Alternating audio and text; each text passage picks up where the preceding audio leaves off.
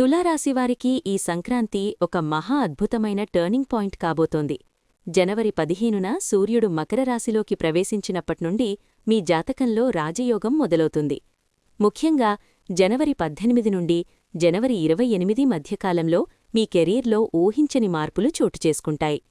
చాలా కాలంగా నిలిచిపోయిన ప్రమోషన్లు రావడం లేదా జీతాలు పెరగడం వంటి శుభవార్తలు వింటారు. ఆర్థికంగా మీరు ఎంతో బలోపేతమవుతారు. గతంలో చేసిన పెట్టుబడుల నుండి భారీ లాభాలు అందుకునే అవకాశం ఈ తేదీలలోనే ఎక్కువగా ఉంది. ఇక ఫిబ్రవరి 10 నుండి ఫిబ్రవరి 24 మధ్యకాలం మీ వ్యక్తిగత జీవితానికి ఎంతో కీలకం.